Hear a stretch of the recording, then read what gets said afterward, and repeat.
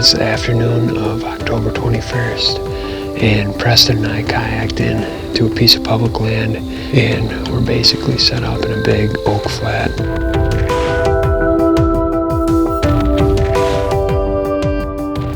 And there's a buck right there.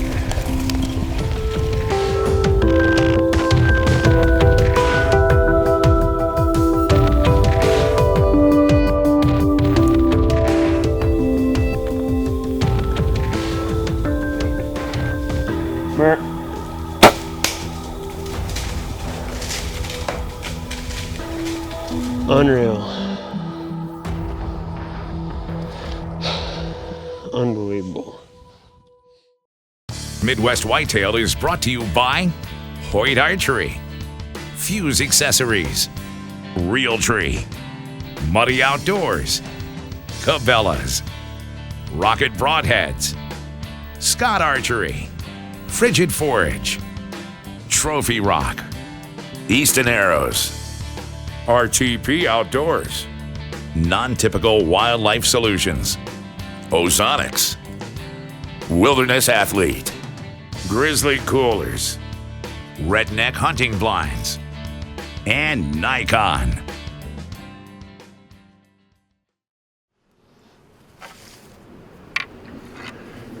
Welcome to the first episode of the 2017 Midwest Whitetail Off-Season Series. I'm going to be talking about a couple of things to start off the episode. Erik is going to take it from there. We showed you a little montage of some action at the start of the episode, and Erik had a buck that he hunted on public land last year, ended up killing the deer, but the recovery took a while. We didn't really have a place for it during the show season, so we just kept pushing it back. We kept shooting deer and you know, more timely kills, so we felt like we just needed to hold off on this one. So this is our chance now to go back and take you through a public land hunt that took place last, I believe it was early November of last season. And Erik will walk you through that after I get done here. But first I want to give you a quick shed hunting update and talk a little bit about frost seeding. This is a buck that he actually showed up in this food plot in 2015 as a 3-year-old. He was a 5x4, really good looking deer. Looked like he was going to be just a giant. One of those deer that, you know, you see him on the hoof and you're grabbing your bow, but then you realize it's a young buck. Well, we filmed him in mid-October, maybe about a quarter of a mile or so in that direction behind me, and then we found the sheds, you know, spread out over the course of maybe another quarter of a mile or so back in that area. So this deer is living right in this little core. So we know where this deer is at, but what's interesting about this buck, and we've nicknamed him the Lone Oak Buck, is the fact that he didn't really get any bigger from 3 to 4. This is him as a 4-year-old, and you know, we've shown you some footage of him as a 3. It'd be really interesting to see what he looks like as a 5-year-old. It's one of the things that's most enjoyable about letting these deer go from one year to the next, is you get a chance to see how they change. Sometimes they surprise you and they make a big jump when you don't expect them to, and sometimes they surprise you and they don't get bigger when you think they're going to. This deer I thought was going to be really big as a 4 and 5-year-old, and he actually got a little bit, maybe a little bit smaller, if anything, as a 4-year-old from 3. So we'll be looking for this guy in the summer. That's one to keep in mind. But this is a good reminder of where we're at in the shed hunting process right now. We've spent a lot of time looking, and I think we're up to about 9 antlers or so on this farm, which is not very many compared to most years we'd be at, you know, heck, you know, at least in the dozens. So the only conclusion we've been able to come to is the fact that the bucks are still carrying their antlers. It's been such an easy winter, even when you expected it to be cold. We had a few days of cold.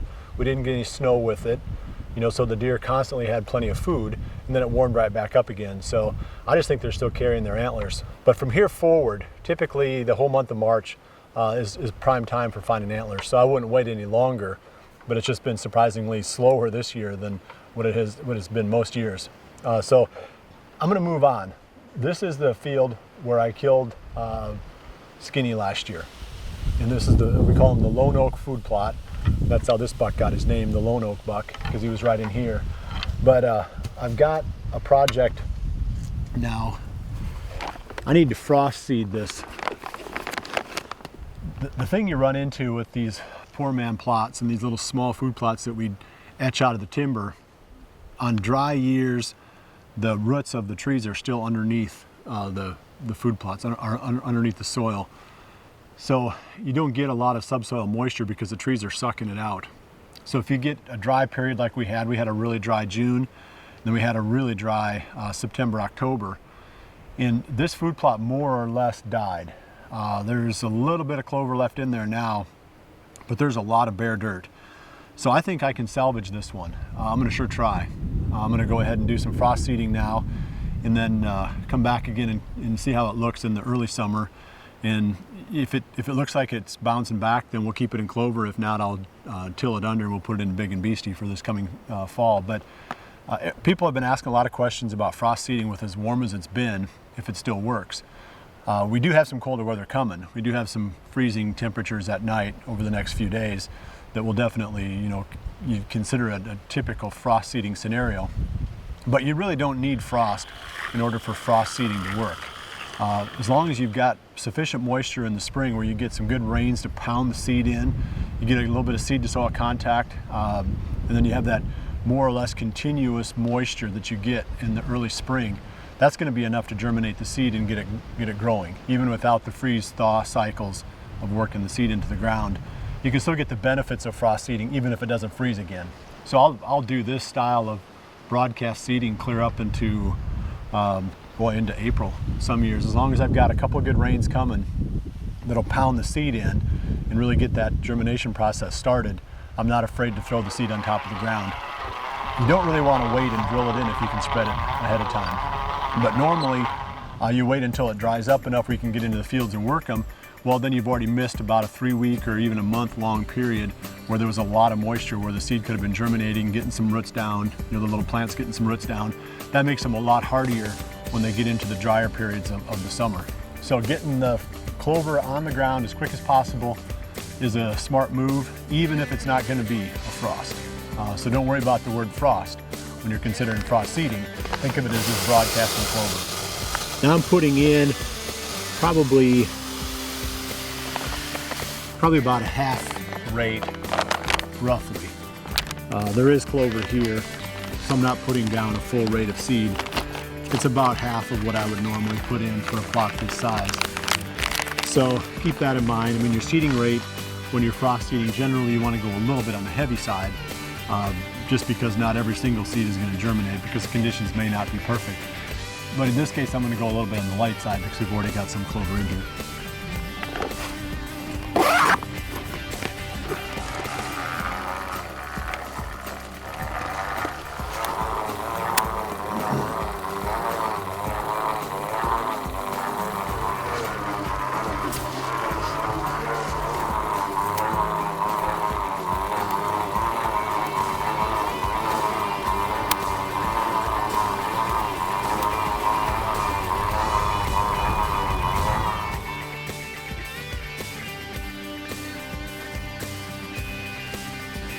Now Erik is going to talk about the buck that he shot last year on the public land.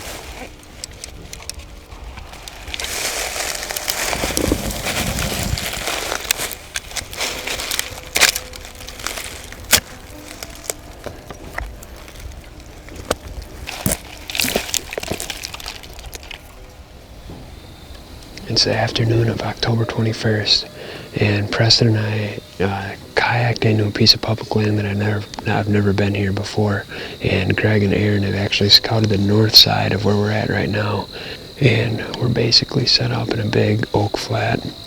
There's a big ditch that runs back down towards the lake, and we made our way up that ditch and we're blowing our scent back down into it.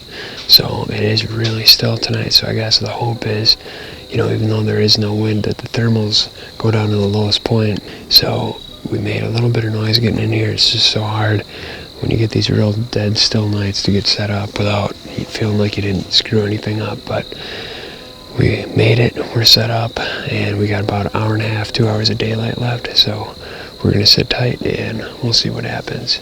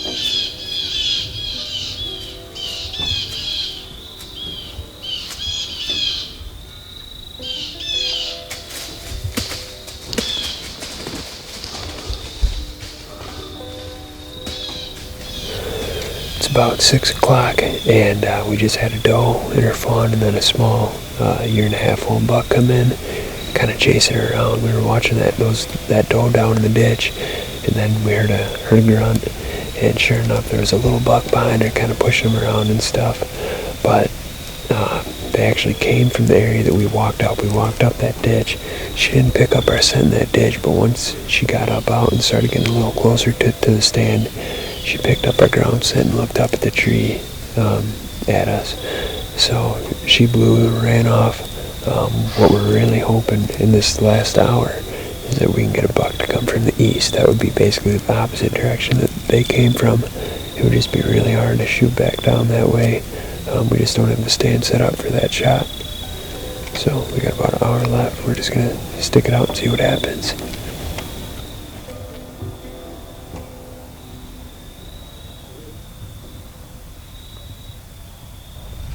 And there's a buck right there.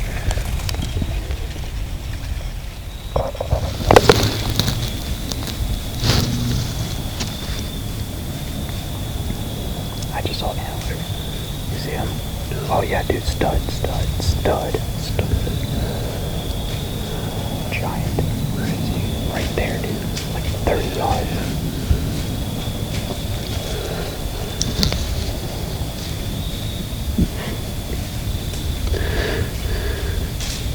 Just relax a little bit.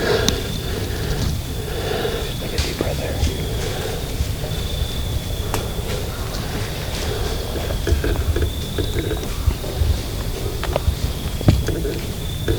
Wait. Mer.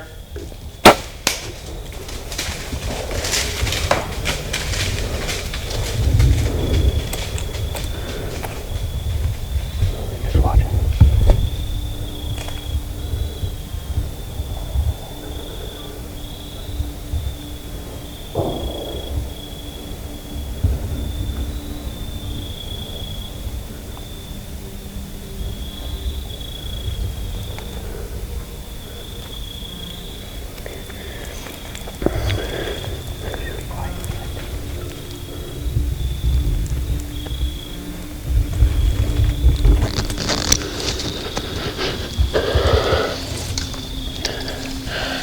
That was a stud.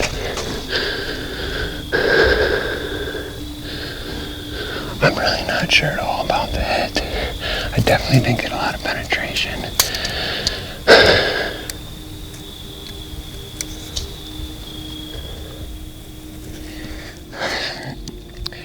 We're just getting ready to start backing up, and we heard a buck coming from the way we walked in. I stopped him at about 30 yards. I shot, and held a little bit low, and height was good, but it looked like it was a little bit far forward. The plan from now here is we're gonna get down real quietly because that deer is still in there. Probably gonna have to leave the stands, leave everything, just take the bow and the camera stuff, and get back here with some better lights maybe in the morning, just see what we can come up with. After the shot, we got down and looked at the arrow, and we were pretty disappointed with what we saw. The arrow was broken off right where the broadhead screws into the shaft, and noticed right away that we didn't get a lot of penetration. From there, we decided to back out and headed back to the office where we could review the footage. We noticed right away that we didn't get a lot of penetration, but it was very clear that the front right leg of the buck was definitely broken.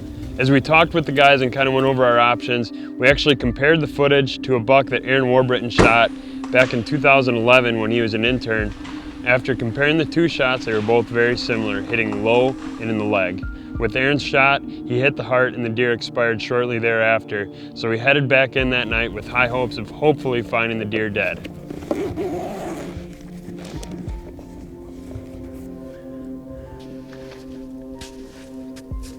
We picked up on fairly decent blood, better than we expected, and followed it for about 200 yards.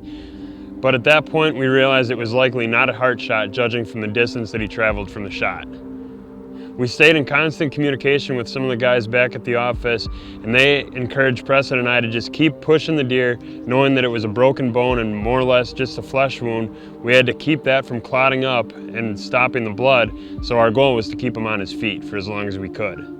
We kept on him and tracked him all the way to the water's edge, where he actually got in the water and swam a little bit. We lost blood at that point and decided to back out, and as we were backing out, we came across a big, fresh pool of blood that hadn't been there for very long. At that point, we figured the deer was close, shined the spotlight into the woods, and he stood right up out of his bed and made a quick getaway. It was 4:30 in the morning. We'd been awake for a long time, so we decided we'd head back, get a few hours of sleep, and come back at first light. We returned the next morning and picked right back up at the blood on the beach. We followed that into the woods where we knew the deer jumped out of his bed, and were pretty disappointed that we didn't find any more blood. We looked for several hours and eventually called up Sean and Aaron, and with the extra help, Sean was able to find blood and pointed us in the right direction. We fanned out in the area near the last blood, and I actually did come across the buck laying in some tall, roughly waist-high grass. At that point, I made a quick decision to ranged him at 35 yards. My instinct was to just draw back and get a shot off as fast as I could. I thought I was on borrowed time with every second that slipped by, and I rushed into a second shot. The buck took off, ran across the cove, and we picked up on blood where the arrow had hit the deer. We couldn't tell exactly where the shot had hit because it was in such tall grass, so we decided to back out. Looking back on this, I really wish I would have taken my time on that second shot. Ultimately, that ended up to be my last opportunity at this deer, but I felt like I was on fleeting time and just had to get a shot off as quick as I could. Hindsight, what I should have done is ranged the deer, glassed him, figured out which way his body was oriented in this tall grass. In situations like this, especially when you're dealing with a wounded deer with a broken bone, you probably have more time than you think. So what I could have done is maybe snuck in another 10 yards, taken the time to glass him, and made a perfect shot, which would have ended the story right there. But because I did rush through it, wasn't sure what I hit, and from there we backed out, only to return at the end of the day with my buddy John's duck boat and came in, hopefully, to make a recovery. We returned on the third day, and at this point the deer had traveled over 1.5 miles from the original shot. After the second shot, he didn't bed down that we were able to see, so that told us that the second shot was not a fatal hit. We called up a bunch of the guys from the office and began to grid search the area. We had a group of 5 guys, and we covered a lot of ground on that third day, walked well into the afternoon hours, and eventually figured that the deer was likely going to survive. We didn't find any beds, we didn't find any blood in that amount of time, so we decided to call off the search. 6 days later, I got a Facebook message from another hunter in the area, and he told me that fishermen in that area found a dead deer along the water's edge. From what he told me, the description really matched up with the buck that I shot, so we headed out with hopes of making a final recovery on this deer. And as we walked along the water's edge, we were coming up close to it. It was very clear that it was the deer that I shot, and I couldn't have been happier to finally have some closure to the story.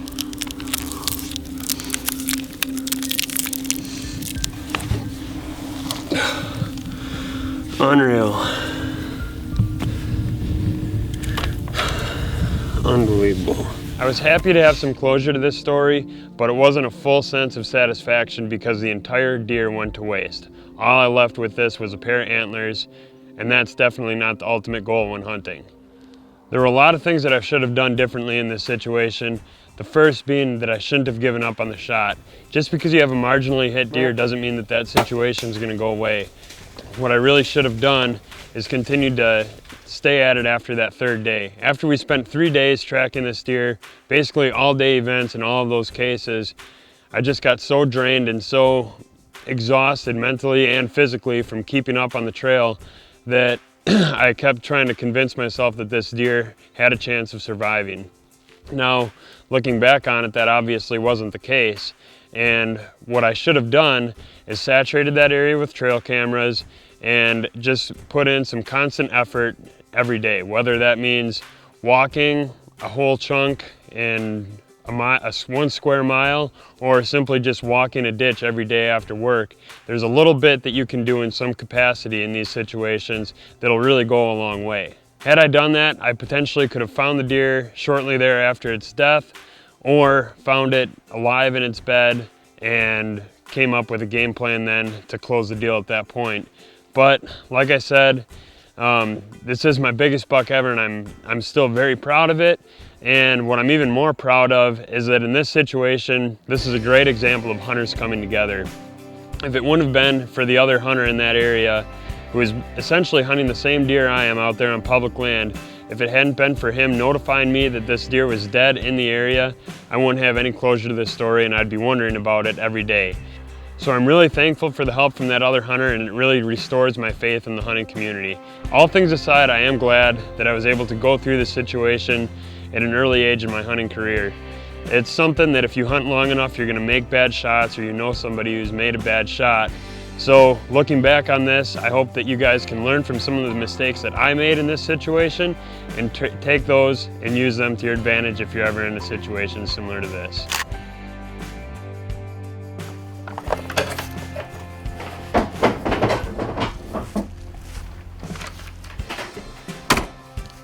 Well, that's it for this week. I'm going to be back again on what we're going to be every week now for about the next 12 weeks or so.